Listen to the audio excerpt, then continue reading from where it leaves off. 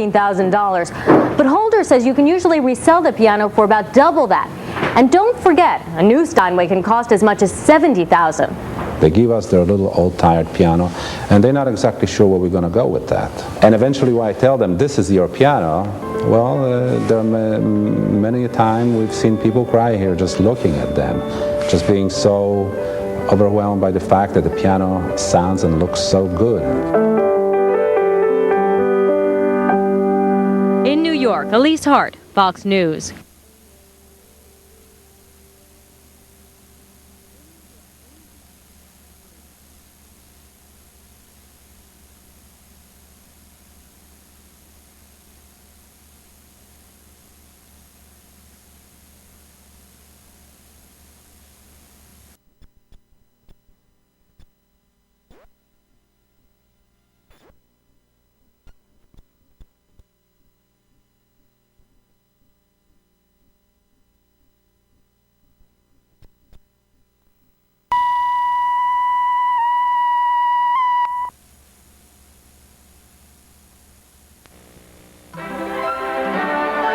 This is CNN. He was looking for an easy course to complete his college degree and discovered a passion. He gave up on science. Now he makes the music happen.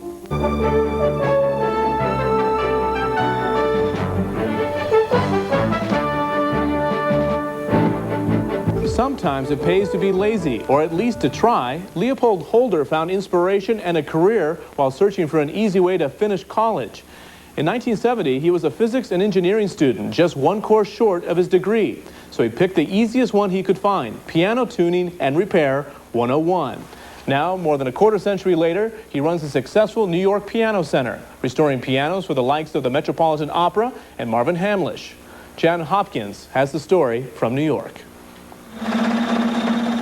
The New York Piano Center resonates with sounds that are, well, not very musical. There's lots of grinding and hammering, and the smell of varnish hangs heavy in the air.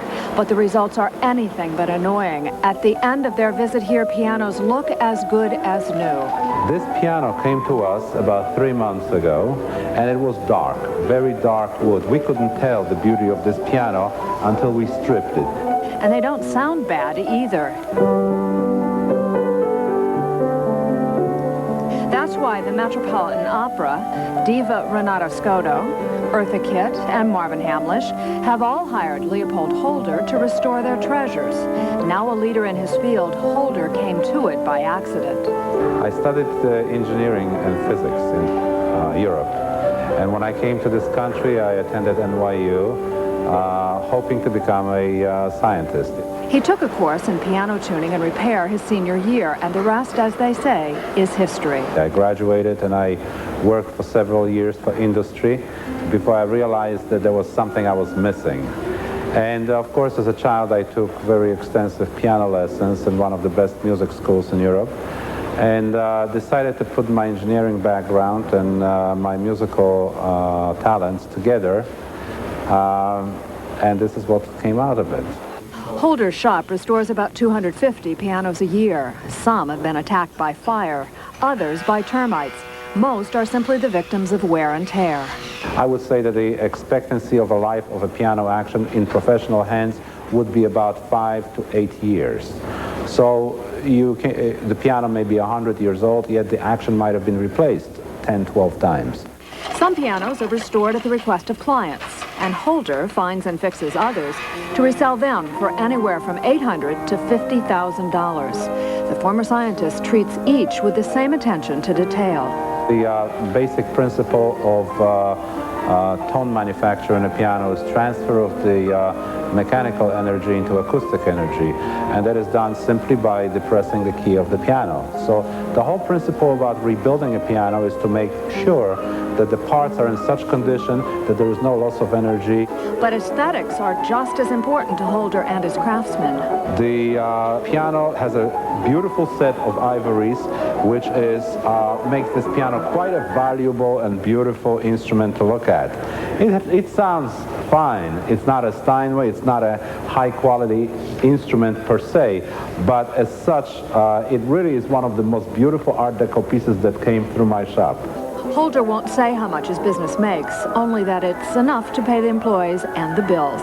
But he's very specific about some things. One, that he never regrets his decision to leave the world of science for music. And two, that he'd rather own an old, restored piano than a new one any day. Jan Hopkins, CNN Financial News, New York.